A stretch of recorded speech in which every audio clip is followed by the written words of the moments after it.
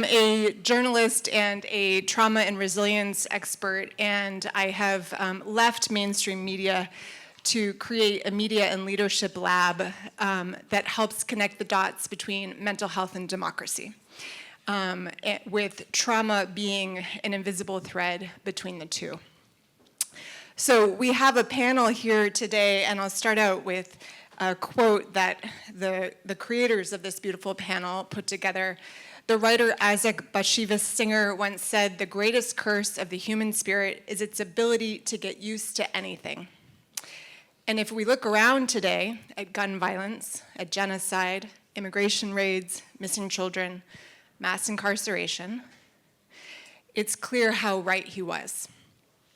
We have learned to live with what once felt intolerable, and the repetition dulls us and numbness sets in. So I want to get grounded in the reality that numbness isn't absence, it's actually overwhelm. Essentially, when we become numb, it is our nervous system saying, whoa, whoa, whoa, this is too much. This is too much for me to heal. And we begin to shut down. Our nervous system works to protect us from short-circuiting, essentially. And so our body, parts of our body can go offline. Our mind can go offline. And that numbness is a protective agent. But if it continues for too long, that can create apathy. That can lead to dehumanization, right? And so we want to decipher the differences between what is helpful and protective and what eventually leads to the degradation of our own selves and each other. So I'm going to have all of the folks in the panel introduce themselves, but before that, I want to acknowledge what we're going to talk about is heavy stuff. And I want everyone in this room to take care of themselves. So in order to pierce the numbness that we want other people to stop feeling, it has to start with ourselves. So I don't know about you guys, I exist in my brain. I am, disembodied head very often. So if folks throughout this want to notice what is their state of stress in your body, in your mind, in your emotions, is that state of stress helpful to you? And if it's not, I'm going to give you 3 options that you can use throughout this panel, throughout the day, throughout your lives, if they're helpful to you. So 1 is really simple, and I do this before I do television hits, which really stress me out. It's called cross the midline, and you put your right hand on your left knee, your left hand on your right knee, and you gently tap back and forth like this. It's really simple, but it uses your left and right brain, and them working together can help calm you because A, it distracts you from what was stressing you out, and B, it triggers a calm response. Another thing you can do is look around the room. Notice where the exit is. Notice where the windows are. Notice the color blue. Come back into the room. If stress is unhelpful to you and you start to go somewhere else, you can come back. And then another one is a settling breath, which is you breathe in and then you breathe out for twice as long. So you breathe in,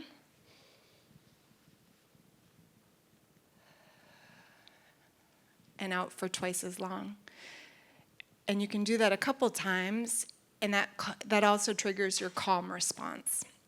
That helps your nervous system register that it can relax. So throughout this and throughout the day, check on your state of stress. Is it helpful? If it's not, take care of yourself. Find the thing that helps you. That's how we begin to pierce the numbness. Okay. I would love everyone to go down the line, introduce yourselves, briefly explain the project that you've come here with or that what you work on, and if you can share one image from your work that still stays in your body. Connell, I'll start with you. Hi, my name's Connell Jones, and I'm the lead creative producer on a short documentary called All the Empty Rooms.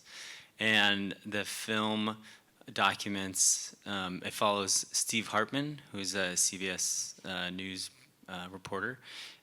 He's known to be the good news reporter at CBS. And for the last 20 years, CBS has asked him to cover, whenever there's a mass shooting, to cover it in a positive light, be it first responders, donations, volunteers, things like that. And so after 20 years of doing that, he refused, and he embarked on his own 7-year journey to change the conversation, the focus of gun violence on the victims by documenting the empty bedrooms of kids who have been killed in school shootings. Because often the death is so sudden, everything stays in place and the parents don't touch the unmade bed, the mess on the floor, the bookmark and the book on the bedside. And so he's traveled the country documenting those rooms, and we followed him to 4 of them: Nashville, Uvalde, and 2 in California. And I guess the image that sticks in my mind is a laundry basket in California that the mom could not wash. It had been 5 years since her son had been killed, and she wanted to preserve the smell in the room. And there's something about that laundry basket. It's like overflowing, and it's big, and it's heavy, and it's also, obviously symbolizes him, but it's also this burden of what is she going to do with the room, and what are we going to do with this issue? So it's still sitting there now. It's been 7 years, but I think that's the image. Hi, I'm James Burnett. I'm the managing director of The Trace. We're a nonprofit journalism organization. We publish a lot of investigative and accountability long-form reporting. I think we also work in ways that qualify as documentary. An image that sticks with me is from, and it's an interesting, almost like bookend or complement to the images from All the Empty Rooms, which is just such an incredibly powerful film. This particular image is from a story we did on a series of young children killed by gun violence in North Minneapolis, bystanders, stray bullets. And our photographer captured the heavenly birthday of the 4 or 5-year-old who had been killed and whose mother continued to celebrate that occasion. And this particular photo is an aunt of the young girl. She's wearing the T-shirt of the victim. She's holding her own child in balloons, happy birthday balloons, and just like this, look on her face as she kind of clings to her own child and remembers this one that had been lost. And that it's just a particular ritual of preservation, of grieving that, I've been working on reporting on gun violence for 10 years, but it was a real moment that, pierced the numbness for me. Hello, my name's Sandro Romani. I am the co-director of In Exchange for Flesh, which is a film playing tomorrow morning. And just a little context on the film, about 15 months ago, I was visiting a man named Corey Arthur at Otisville Correctional Facility in upstate New York. Corey and I have been working together on several projects for a couple of years, and we were talking, and kind of offhandedly, he mentioned that he had been strip frisked 1,000 times, or over 1,000 times. And I'd heard this kind of term strip frisk more generally around police and,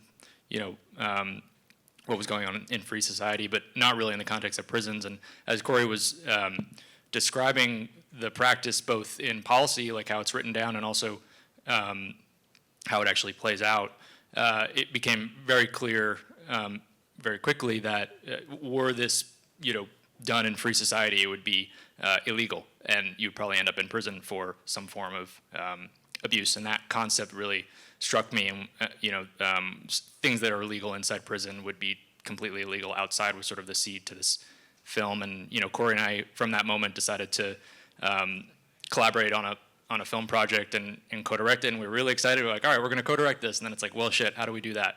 Corey's in prison. So we kind of slowly built, through calls and visits, how we could get this information out effectively, like smuggle it out. We got his paintings of strip first out, and then finally we were approved to actually, just blessed to be approved to bring cameras into 2 New York State prisons to take testimony. And my image is bringing the cameras to the correctional officers and them making me count all the screws in the cameras because they counted that as like, an individual piece of contraband that they needed to register. And I think it really speaks to this idea of like prison as a symbol of just like complete control and domination, which we can talk about more. Hello, everyone. My name is Derica Wilson. I am the co-founder of the Black and Missing Foundation and the executive producer of The Vanishing of Relisha Rudd, a cold case reexamined, which brings us here today. Relisha Rudd, she was an 8-year-old who went missing from Washington, D.C., homeless shelter. And she's been missing and still missing to this day. Yesterday was her 20th birthday. And we released our premiere of the documentary because we know that someone out there knows something, and we just need someone to come forward with information that can end the nightmare, because Relisha Rudd is DC's baby. She's all of our baby. And what sticks in my mind, the last sighting of Relisha Rudd was on March the 1st, 2014, walking down a dark hallway with the janitor, going into a hotel room, and she hasn't been seen since. Good afternoon, everyone. I am Natalie Wilson. I'm the co-founder of the Black and Missing Foundation, and I think Derica summed it up very well about Relisha Rudd's story that we premiered yesterday. My background is media, and visibility equals justice, or at least answers for families. So I've been pounding the pavement, getting local and national press to cover our stories. 40% of the missing population are people of color, and typically our cases are swept under the rug, and we're trying to change that. What sticks out to me with Relisha's case and with many of the cases is the sadness many times in those that are missing eyes. If you all just Google Relisha's name and look at her face, first of all, that innocence, and then look into her eyes. It's the saddest eyes I've ever seen. So we wonder what was happening in her life at 8 years old, and what would make a mother turn over her young child to a janitor. And we believe so many horrible things happened to her. So we are re-examining her case so that we can help find her. Don't know if she's alive or not, but our community deserve to know what happened to her, because we believe that there are many more Relishas out there. Hi everyone, my name is Almudena Toral. I'm the executive producer at ProPublica, the nonprofit news investigative organization. And I'm also a producer in a short that is playing tomorrow afternoon called Status Venezuelan, directed by Mauricio, also here. And I've covered immigration many years. The short tomorrow is also an immigration film. And the image that sticks with me is actually from a story a film that I did during the first Trump administration, when there was children's separation at the border. And we did a film about a girl that was 6 years old from Guatemala and was separated from her parents for a few months and then came back home. And I can't remember, it actually does stay in my body because it stays in my chest. It's almost like a knot in my chest. I can't forget the image of this girl going back to school the first day when she's back home, and she's like, all the children and friends are saying hi, and she's like, has this 1,000-mile stare into the horizon. We learned later that she had a very clear case of PTSD. Thank you. So all of these stories are different but have echoes of similar themes, and they're, stories that society either will not look at or are unable to feel because they're so distressing. So what? So what if we're numb? So what if we're not feeling? Let's talk about the cost of numbness. James, you've said that when violence feels inevitable, people lose their sense of agency. What does that look like in your reporting? How have you seen that? I think, at the Traces, we've covered gun violence, and again, for 10 years. And I should say that we make a particular effort to cover all of it. So the mass shootings, active shootings, shootings that get a lot of national media attention. But we also try to pay a lot of attention to community gun violence, domestic violence involving firearms, and firearm suicide. The national narratives, by and large, are driven by those mass shootings, right? And there is a kind of sameness to that coverage, right? You can picture the images of people streaming away from the site of a mass shooting, the first responders, the reunions for the family members who were fortunate that their child or loved one survived, the vigils, and then we get into the political news cycle, the thoughts and prayers. We think a kind of overly narrow focus on federal legislative responses, which don't consider all of the different things that could be done, all the systemic factors that lead us to that. And people come away from the conclusion that, this is an intractable problem. And it's hard to remain engaged with an intractable problem because, as you were saying, numbness, it's not absence, it's sort of a coping thing, right? And so we've tried to kind of break out of that and say, here's who is accountable, here are solutions, while telling the human stories as well. I want to, while I'm asking everybody questions, I also want this to be a conversation. So if any of us are saying something that you think, I really want to engage with that, please let this be a dinner table conversation. That said, Almudena, you've noticed that desensitized audiences are often more vulnerable to disinformation. You've seen this in immigration stories. So how do you see that connection between numbness or desensitization and then the draw towards disinformation, misinformation? Yeah, we see it in immigration stories, especially these days.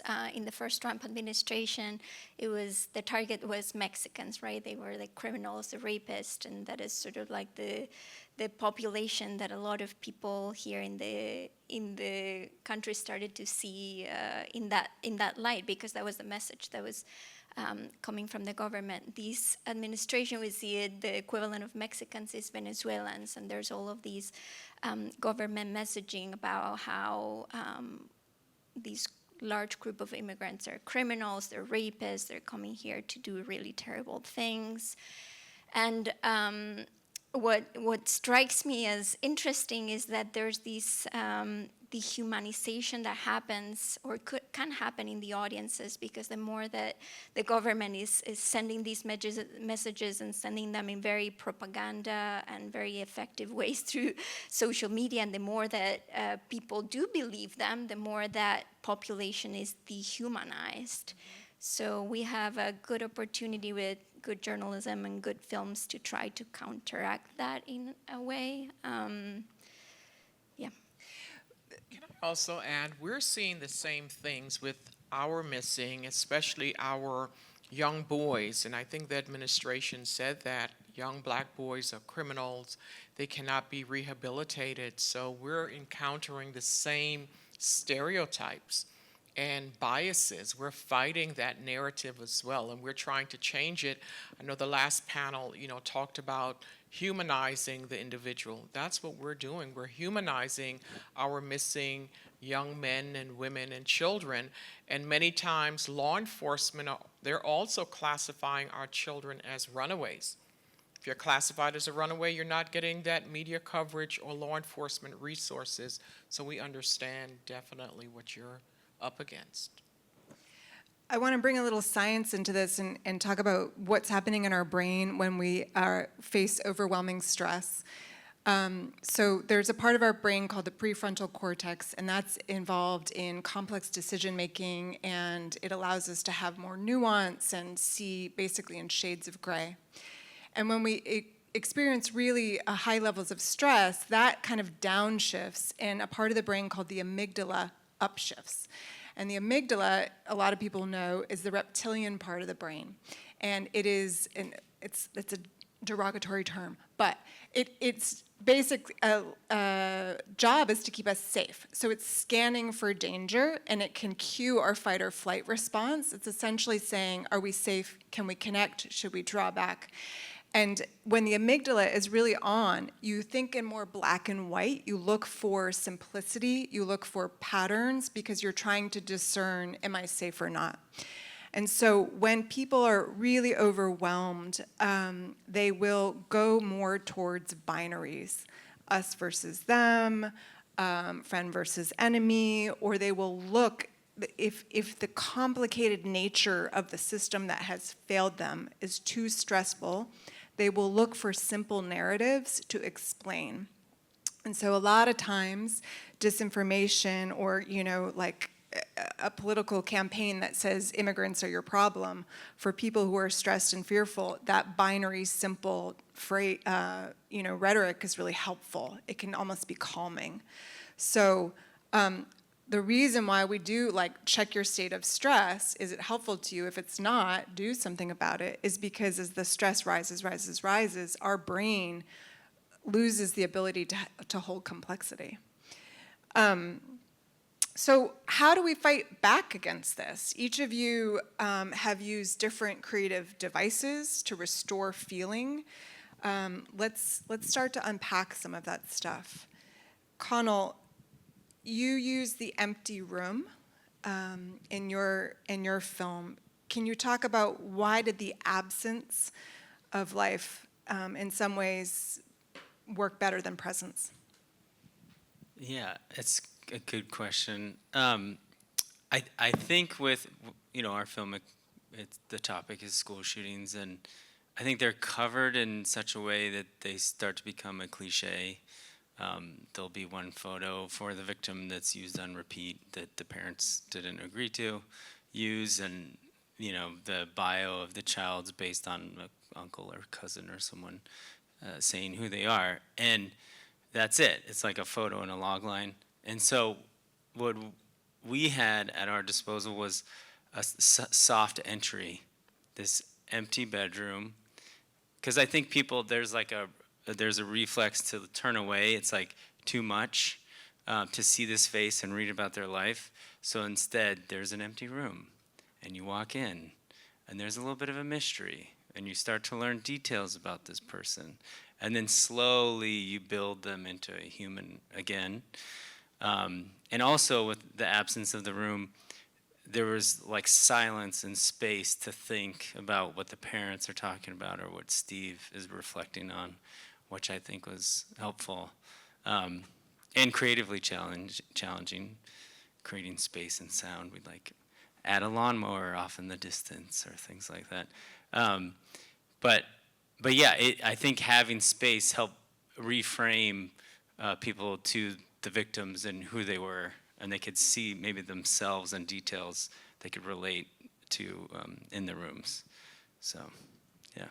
I would like to add to that. I definitely understand where you're going with that, because that's one of the challenges that we face with law enforcement. So when families are reporting their loved ones missing, there are times when families are providing photos to law enforcement, but they decide, especially if the person may have had something in their background, their record, or even a driver's license photo that doesn't seem appealing. It just kind of gives the perception that they're a criminal. And so society has this perception that, this person is missing because of something that they've done. And what we do in our organization, we humanize. We want everyone to understand and recognize that these are valuable members of our community.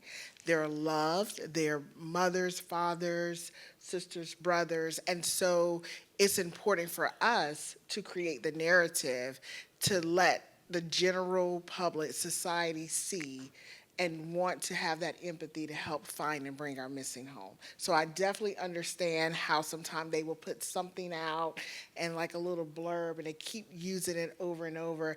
And we're going against the system and trying to get law enforcement, and that is my background, so trying to get law enforcement to really see that it takes all of us, but we have to put out this information in a very respectful manner because these families are hurting. Beautiful. And we are talking about how we break the numbness. And with us, if you were lulled asleep by our conversation, Tom just came in to wake us up. So, Tom, I'm going to have you introduce yourself and tell the folks what project that you're here with. And I'll also ask you, what is an image from this work that stayed with you in your body? Oh, okay. So my name is Tom Jennings. I'm a documentary filmmaker. I've worked a lot with Frontline on PBS over the years, and right now I'm doing an independent feature on the killing of USAID.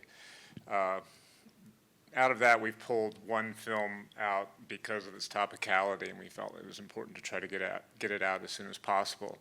It's a film called Ravina's Choice, and it's about a woman who is a South Sudanese refugee who is facing the cutbacks, what happened with USAID cutbacks, and how it directly impacted her daughter, who is starving, suffering from malnutrition. That's it. That's the big opener. An image from that project. So Ravina is a woman. She's 37. She has 9 children. She's a single mother. Her husband died in a cattle raid in South Sudan just last year. She was left pregnant with this one daughter, Jane. She calls her Jane Sunday. And the image that really sticks in my mind is the moment that we met her in a clinic in Kakuma, in a refugee camp in Kakuma. And she was alone with Jane, and Jane was, really suffering the impact of malnutrition. And it was that moment that really sticks with me, seeing her for the first time with her daughter. There you go. Thank you. That's an image that has stuck with you, and it is an image that, people have looked at and then looked away from and forgotten very quickly because it is one of, countless images. Almudena, in your work, you stayed with a family for a year. Is that right? Yes, Mauricio, the director, stayed filming with the family for almost a year, since early January. This is a story about a Venezuelan family that Mauricio followed them as they sort of scrambled to keep immigration status. They came legally under Biden, papers to work, everything, and then Trump takes all of those immigration statuses away, and they sort of scrambled to stay afloat.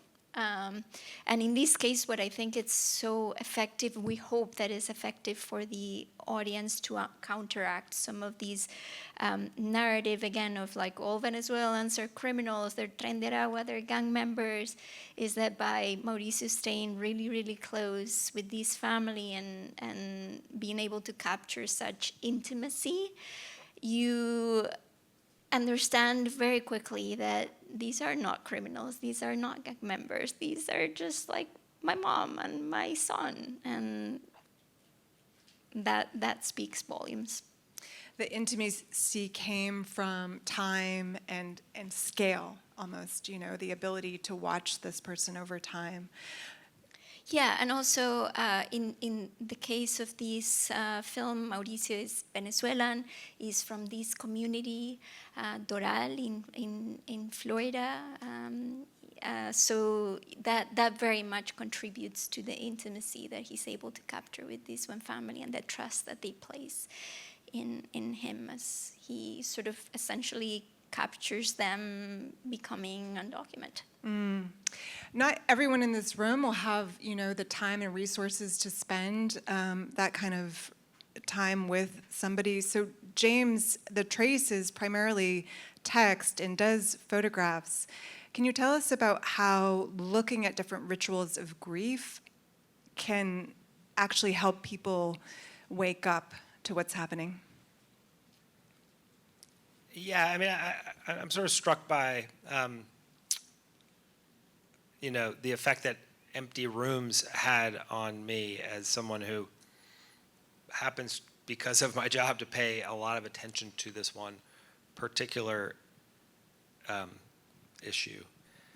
I think that, you mentioned, right, we see these searing images, but if you're not directly affected, there's the particular form of privilege of being able to tune out, or something else in your own life intercedes and you move on. But when film or journalism or other, can really bring you into the full existence almost, right? Of having that be your life, having that be your grief, your remembrance, right? And that particular ritual of preserving the room, what you're struck by is it's not just one family, it's lots of families do this, that is a repeated grief response. The heavenly birthdays or angel versaries are their own ritual of grief, and it just helps you understand that this loss is so profound. And there can be resilience in it too, right? But it just takes it away from that fleeting thing and brings you into that deeper humanity.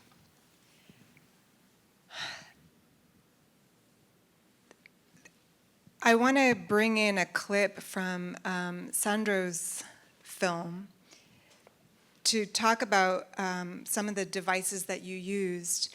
One of which, so I think that they're going to lower the screen. Are you okay with it as you are? Yeah, okay.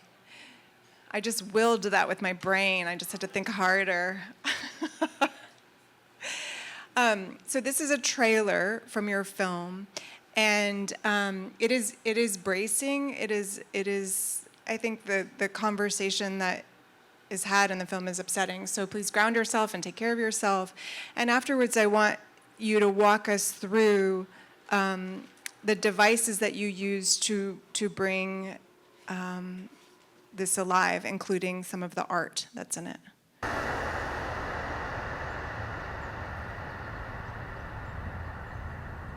Every weekend at around 3 o'clock, there's something nasty that happens in New York State.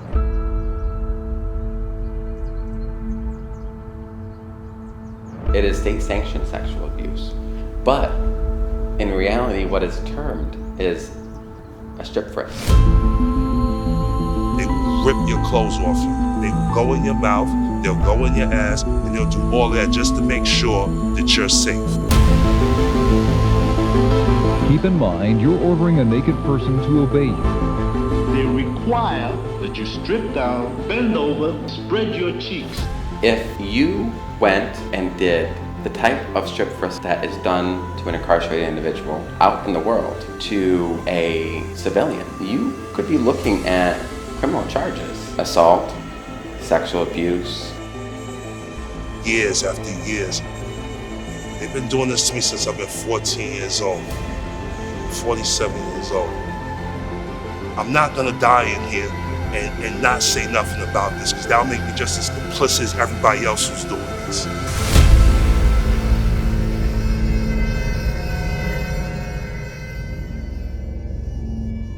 Can you support a government that sanctions the use of sexual violence against a vulnerable population?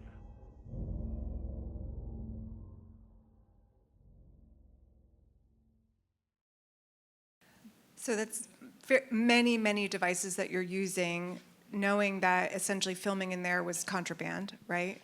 So what did you do to bring this to life? What were your choices there? Yeah, first of all, that was pre-mixed. The sound was a little off on that, but That's okay.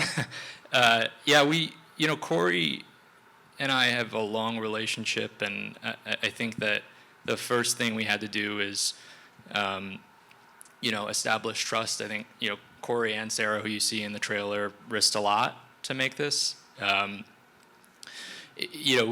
We started out just prison in general, like it's kind of the nexus of everything we've been talking about today. It's like it's surveillance, it's bodily control, it's censorship, race. Like we're kind of thrown into the situation when you're making a film where like everything you do is being monitored, and every action you take could lead to essentially someone being like thrown in the hole, right? So we had to be extremely careful with how we communicated. Most of the work we did was in person, and I think that like anyone doing work in prison, that's probably the best place to start. You get around 6 hours in New York State to visit, and you can actually speak plainly and openly without being watched, and that's where you establish sort of like the sandbox that you can plan from a communication standpoint over JPay or Securus, which are monitored email communications, or the phones, which are also recorded.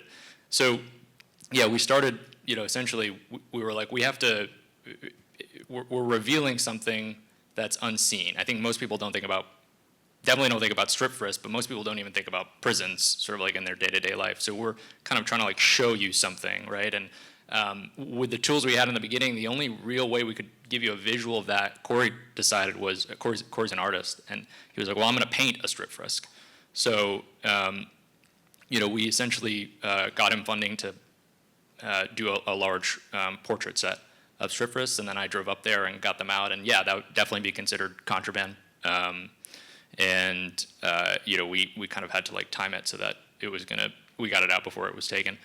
But kind of like I mentioned in the intro is, we were really lucky to actually get approval by DOCS, which is the New York State Prison Bureau, to bring cameras into prison, and that really like opened up the possibilities of the film, and you start to see some of the images in there as well. Yeah. There's such a delicate balance between exposing humiliation and preserving dignity, right? I want to bring this to Tom, because in documenting extreme poverty and the experiences of those living in it, you have to balance this as well, exposing humiliation and maybe they don't feel it in that way, and preserving dignity. How do you balance the relationship that you had so that it's empowerment and not extraction? Well, that's always there, and it's always there for every story that you ever do, every film that you ever do. It's for sure heightened and enlightened, amplified in this circumstance, being such an outsider. I deal with it by being completely open and honest and candid, and having lots of conversations with the people that we're putting on camera, people who might not have who are often illiterate, like Ravina is, and has never had the experience of being filmed before, doesn't really know the consequences of it. It just takes a lot of time, a lot of dedication to that. Not just with me talking to it, but we have a collaborative producer, our partner in Kakuma, Yel Awat, and he's been instrumental in making certain these kinds of dialogues happen, and every minute piece of information is translated correctly. So it took a long time, and I think for when you go into this kind of situation, the thing that you bring with you is decades and decades of filmmakers before you who have done that, have exploited things, whether intentionally or not, and kind of created this notion of poverty porn, and it's something that we really have to be very, very careful about.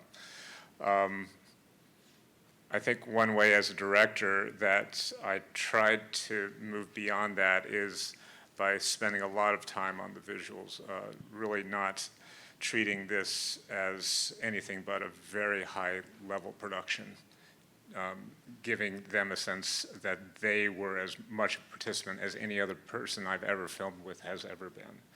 And there's nothing that distinguished the production here from anything that I've done in the States or anywhere else in the world. There's a level, creating create a level of creativity that is honoring, and as a filmmaker, you want it to be a beautiful film, and out of the aesthetic comes, I think, a sense of honoring their own presence and what they've gone through. I hope. However, I'll just say that you never go to bed completely or never finish the day thinking that you've done anything but get very close to an edge that you're, it could be exploitive, and I'm very concerned about that, always.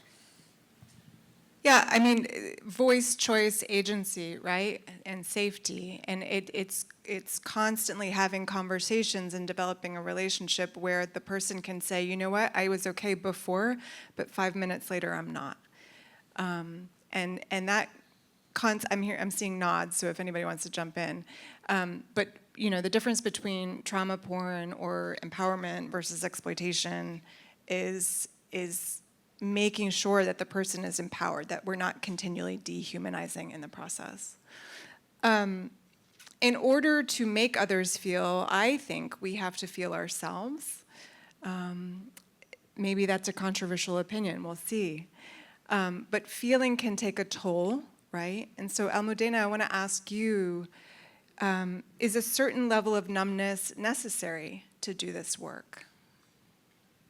I think in the journalism world and in the filmmaking world, especially if you're stay close to the news on these types of very heavy topics, I think it is not uncommon to find all of us or many of us being numb either temporarily, or many people are numb for many, many, many years of their career. It's sort of like the demands of the industry sort of corner us into that position that can be effective, but it's not very healthy for us. And it can eventually also lead that to not be very effective with the way we treat others in our films and whatnot. So we obviously have to be vigilant about that. And I mean, I've learned myself a lot over the years about this and I don't think I'm a master by any means, but I've done a few trainings with the Dart Center and learned a lot of tools that psychologists use, for example, and I always try to share them whenever I can because I think they don't teach us enough when we're coming up as filmmakers or journalists to take good enough care of ourselves so we can do a good enough job in our work and stay sane through the long haul. So what is one tool that you share with other people? Yeah, there's one that I really like. There's a psychologist at the Dart Center that shared these with me, and I was like, oh my God, this was life-changing for me. She described how when she goes into therapy sessions, very, very complicated subject matter therapy sessions, she imagines before going in, which is applicable to our interviews as filmmakers or journalists, that she puts on a raincoat. And it's a way of establishing a little boundary, and then after the interview or the therapy session, she takes it off. And me in the past would have shrugged that off as like, oh wow, you just don't care, like you're putting a coat on us if you don't want other people's stuff to spill on you. But then the more you realize that this is dangerous job, you have to take care of yourself. So the more we learn to protect ourselves through that or other methods. I mean, there's a lot of research about even for video editors and film editors, things you can do, especially as we absorb all of these graphic material, like keep natural light when you can, take color and sound of the footage, like take frequent enough breaks. The more we build our teams and our production schedules to allow for taking care of ourselves, it will go a long way to not fall into the numb and dangerous territory. And I would like to add, for our work, we can no longer be numb. We need to wake up.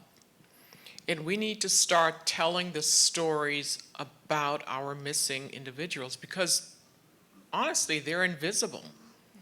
And that's what Derica and I are doing. We're telling these stories. We can no longer turn a blind eye to this issue. And I'm not sure how many of you all have heard about Relisha Rudd if you didn't live in DC. I mean, she went unnoticed. She vanished. And a missing persons report was filed 18 days after she was last seen. And there are thousands of Relishas and men and women around the country, and no one is speaking their name. So it's time to wake up. We're going to play a clip from the film so that people can have a connection to this, to see what you're talking about.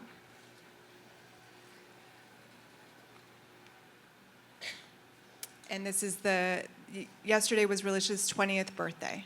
Yes. And that was the premiere of this docuseries, and the second part airs today on our YouTube channel at 8 p.m., I'm sorry, 8 p.m. Okay, good. Relisha. That's a nice name. She was hungry one day, and it was right before dinner, but she was like, I want some noodles. So I fixed her a bowl of noodles, and she tore them bowls of noodles. After she finished, she said, Daddy, can I get some more? I said, what you just called me? Ain't you my daddy? As long as she was happy, I'm happy. She was my best friend. I wish she was here. Relisha Rudd was just 8 years old when she vanished. I remember seeing this child walking with this man down a dark hallway at a motel. And that was the last sighting of her. Khalil was a janitor at DC General. He would, give kids gifts, give them money, and there was a no fraternization policy. I thought she was in the wrong place at the wrong time. She seen something she was supposed to see, and he panicked. That hotel is very well known for prostitution, things like that. When he brought her there, was it for him or for someone else? Did Relisha's mother know more than she let on? Do you think your daughter sold Relisha into sex trafficking? I honestly don't know. The person said, oh, her mother sold her for drugs and she's in China, you're wasting your time. And all of a sudden, you find the wife killed in some hotel, and then he's missing and they're looking for him. A discovery in Kenilworth Park and Aquatic Gardens, all indications are that it is the body of 51-year-old Khalil Tatum. It likely is a suicide. It's my conspiracy theory, but I don't believe Tatum killed himself. But where is Relisha Rudd? I'm really happy to see organizations like Black and Missing out there because that's giving voice to the voiceless. I am the publicist for hundreds of thousands of people of color who are missing. They're turned away by the very entities that are sworn to protect them. And we can't do them like that.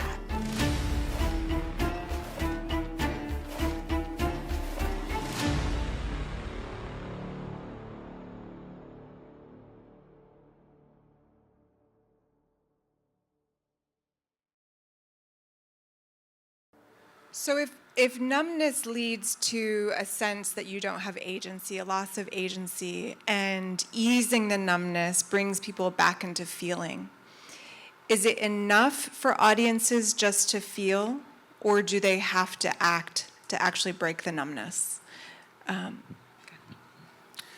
We need our community. It actually takes all of us. It's law enforcement, it's the media, and it's the community. We can no longer turn a blind eye to these cases. When we started the organization nearly 18 years ago, 30% of missing persons in the United States were persons of color, and that number has since increased to 40%. Although we know it's more than 40% because the key word is reported. You know, there are times when law enforcement, they're not taking the police reports. Or there are times when they do take the report and they're not entering the information into NCIC.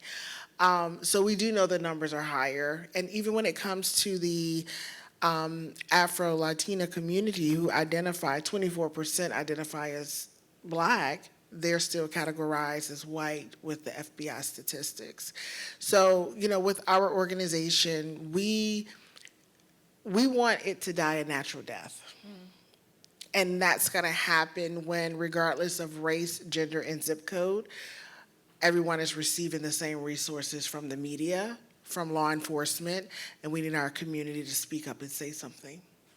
So for you, you know, breaking the numbness is acting.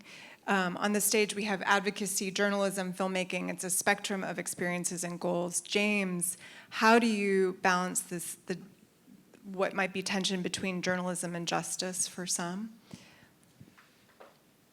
Yeah, I mean, as a journalism organization, I think we are very careful about not crossing that line into advocacy. And then, you know, every organization, every project's different. We happen to report on this issue of gun violence. It shouldn't be politically contentious or controversial, but it is. And so we also have to be aware that if a call to action felt political, it might disengage some segment of the audience who you kind of had like engaging with the humanity, right? And that engaging with the humanity, seeing the commonality, empathizing, might in that case be its own form of action. And then just real quick on the like, I kind of want to like, not like give a shout out to Numbness. That's not what I mean. There's something though, like Numbness. everybody, like the work that y'all are doing and everybody on this panel, like it does require a kind of psychological and emotional resilience that like not everybody has, right? And I think it can almost get into like this realm of, for those of us doing it, right, of like doubting because of the vicarious trauma, right?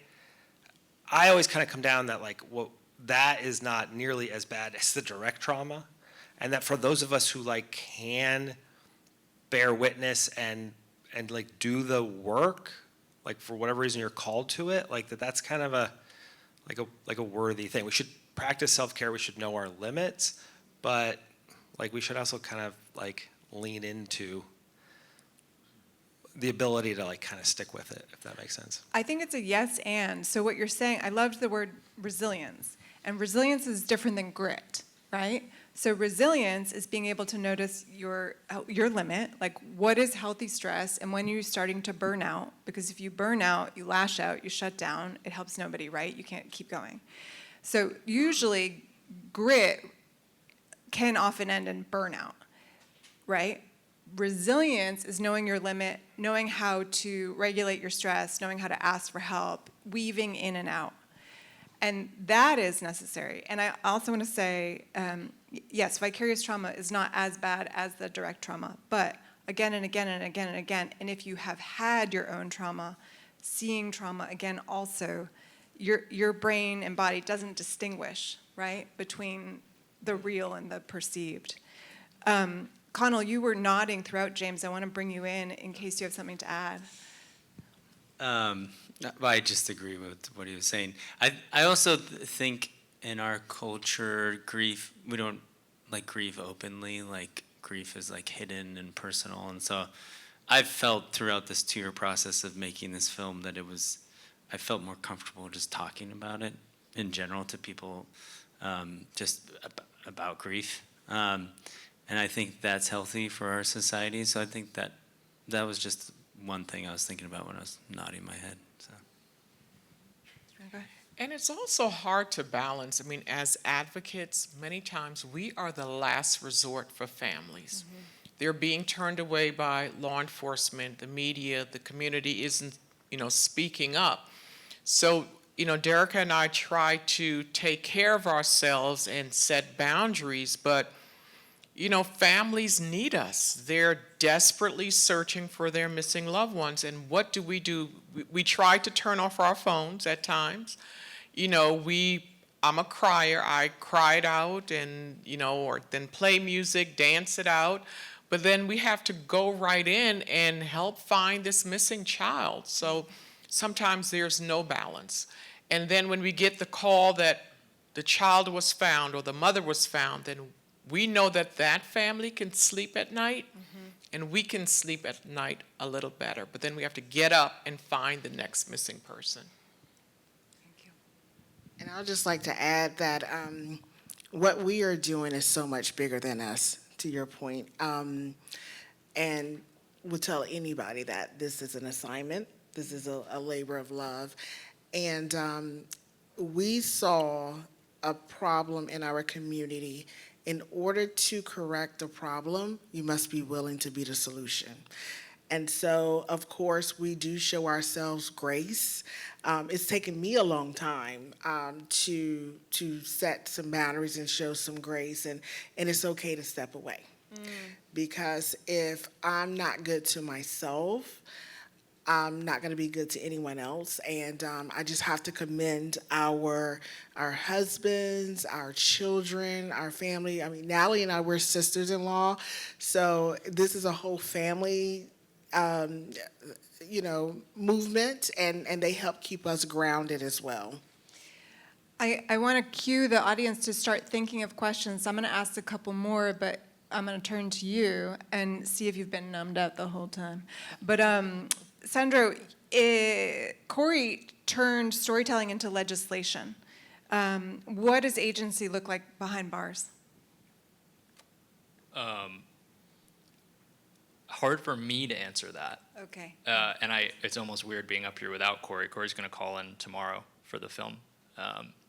But Corey, probably, we talk a lot about how you can't really have any agency behind bar. I mean, you can have agency, but like, what does that really mean when you're in prison, right? So, we approached this project definitely from an advocacy standpoint. At least I think he did. I approached it both from like a filmmaking standpoint and advocacy, but his goal was show the world what is happening, behind closed doors and force legislators to make a change. And in early this year, the DOCS, which is the prison bureau in New York, passed a law that said that incarcerated people could choose to be body scanned instead of manually strip searched, which is kind of like the whole crux of our film. So that was definitely a win, and I think, again, I don't want to speak for Corey, but I think he would say that his agency comes from that sort of change and less participating in a film or even people seeing the film. It's really like he doesn't have that agency unless he sees something change in his day-to-day. Yeah. Thank you. Almudena and Tom, what does dignity and agency look like for the... Okay. For, both the people in the film and ideally the people watching it, and maybe you can't prescribe that for the audience, but what are the folks that are the center of your film? What does dignity and agency look like for them?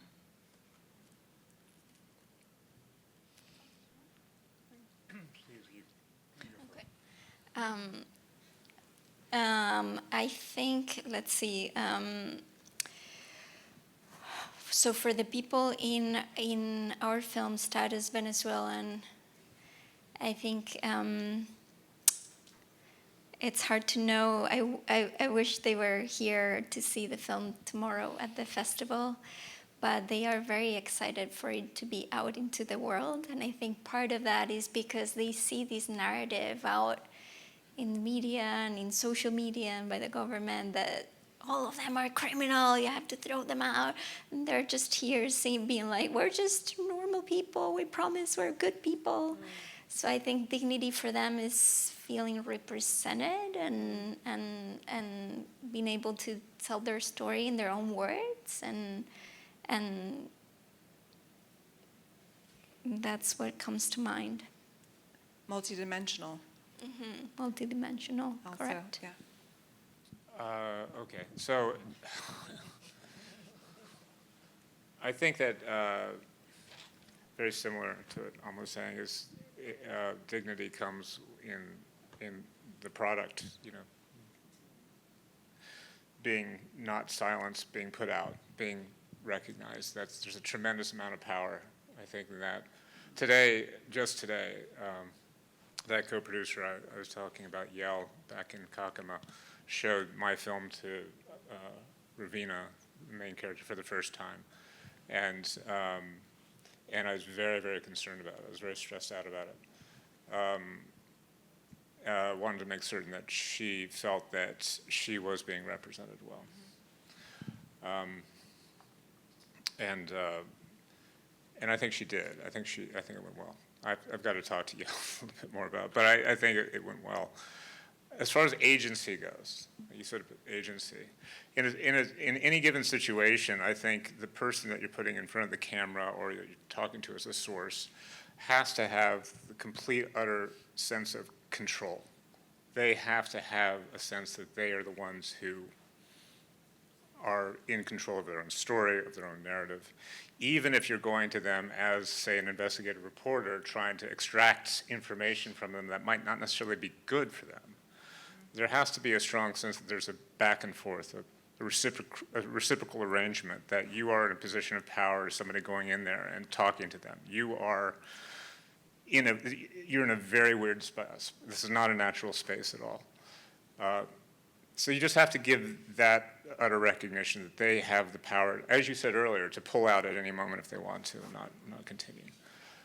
As far as like representation of characters in films or in stories, agency is a very nuanced thing. Like how do you present agency? And if you watch this film that we did in Ravina's Choice, there is the title is the moment of agency here.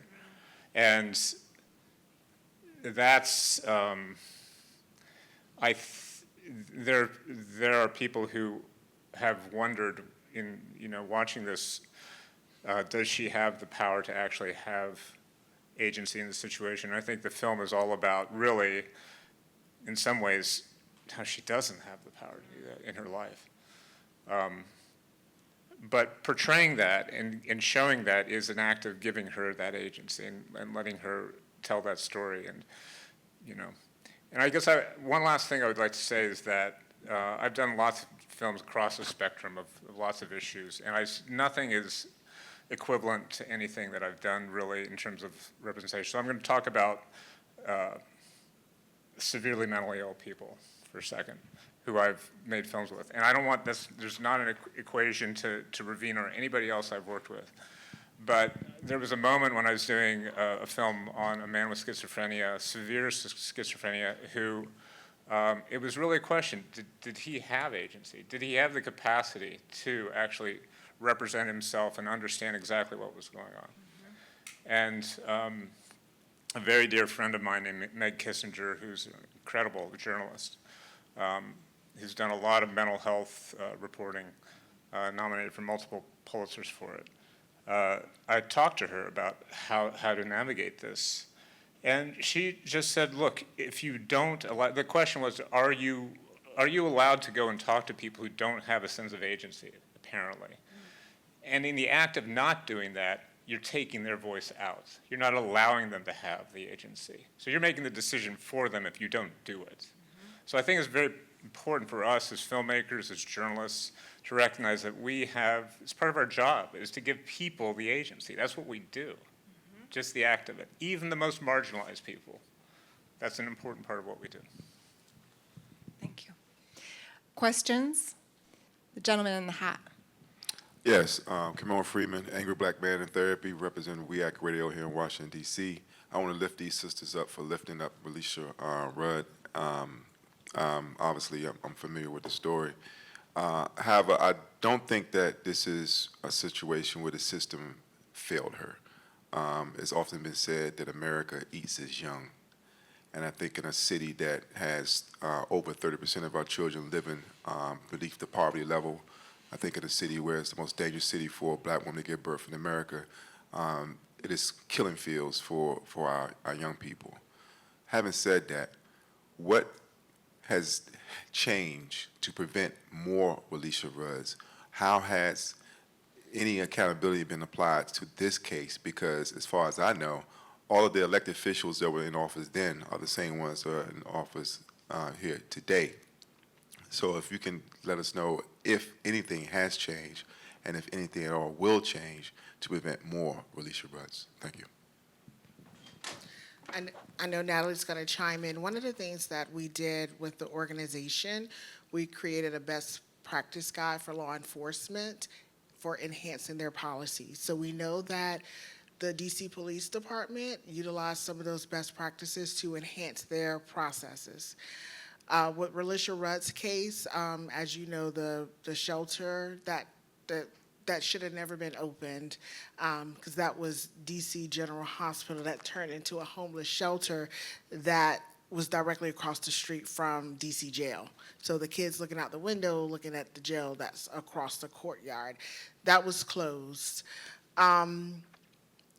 What has happened in this Relisha Rudd's case, why we're continuing to feel hopeful, we don't want anyone to forget her story. There's a new detective assigned to her case. He's not new to the department, but he is new on her case. And this particular detective, and the way his mind works, is incredible because he's resolved 5 of our other missing person cases. And he's one of those detectives that is very passionate about getting to the bottom of what's happening. Now, we know that someone out there knows something, and I'm very hopeful that someone is going to come forward with this renewed energy with Relisha's case, because we're not going to let it die. And we're holding everyone accountable. I mean, we're holding the media, law enforcement, our community, as it relates to all these missing cases. That's one of the things that the Metropolitan Police Department did. They changed their policy. Every missing person case gets a flyer, regardless of race, gender, zip code. They get a flyer. It gets put out online. It's that public awareness, because we understand that not every case is going to make the 5 and 10 o'clock news cycle, but you can't ask for someone to help look for someone if they don't know that they're missing. In addition to what Derek has stated, there have been some changes with social services. I know Child and Family Services, they handle these cases with homeless families much differently. They house them differently. And as Derek mentioned, how law enforcement really looks at these cases. They're putting out information instantaneously. So if you follow their social media platforms, every single day, it seems like every minute, they're putting out a missing persons flyer. So although Relisha's story is very tragic, there have been some strides made and some changes in the way these cases around homeless and unhoused people are handled. Hi, and thank you all for your work. I want to ask a little bit more about this intractability statement. Someone mentioned it earlier, and I really wholeheartedly agree that so much of what we call people being desensitized or not caring really does have connected to it this sense of like, this is so big I can't even contain or understand, the root of this issue here. And so it feels like that is a natural place for us as the storytellers, the truth tellers, to step in and find a way to sort of demystify the context and the tentacles behind the cases. So my fear is that at times when we go towards that, we need to present a face and kind of do a 3-act structure, a character narrative, at the expense of the kinds of information or storytelling that helps demystify it, we miss an opportunity. So, just some thoughts on that. And I'm not sort of on one side versus the other. I think there has to be a mix of both. But I do feel like at times we work so hard to sort of prove to other folks, and this is speaking as somebody who's a Black woman, but I think it could apply to other people, prove that we're human, and not scare them away, that we miss opportunities to help people feel a little more powerful because they can understand the whys. I also just want to definitely shout out Derica and Natalie. I'm a DC native as well, and definitely remember Relisha. Love the fact that there's local investigative storytelling going on.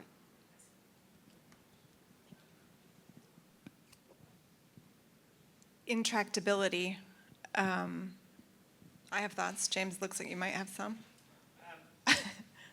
Yeah, I mean, one of the challenges is certainly these problems. Yeah, they are big. They affect so many people, and they are the result of these systems, right? And no film, no story, no individual action is going to topple those systems, and it's difficult for collective action right now. And yet, right, there is progress. Like it's a really powerful thing that your film got that law changed, that policy changed, right? And so I just think anytime we can point to the tractability, right, that we can demystify and show how somebody is making progress, how someone's not letting someone be forgotten, like, and pointing to the where change is possible, where change has happened, that's just an important part of it, of the storytelling too. I'm gonna close it because I've been signaled that we're wrapping, but I think in addition to the three-act play, the three acts that I think of is the individual, the communal, and the systemic. And so what I've started to do is weave into my own work is examples of what does agency look like on an individual level? What does agency look like on a communal level? What does agency look like on a systemic level? Because our political health, our mental health, everything exists within an ecology. Our well-being is interrelated and interconnected with each other, and it's that overwhelm of forgetting that this is an ecology that paralyzes people. So I think the three acts, or the thirds that you can frame as individual, communal, systemic, or it's just an idea. I think dehumanization starts when you stop imagining other people's lives, and rehumanization begins when you can begin to imagine again. And so I want to thank all of you for helping us imagine. And I want to thank all of you for noticing your state of stress and adjusting it if you were not comfortable in that moment, because on an individual level, that's a sense of agency, which is a sense of power, which enables you to take the next step. Okay, thanks. Thanks to everybody here.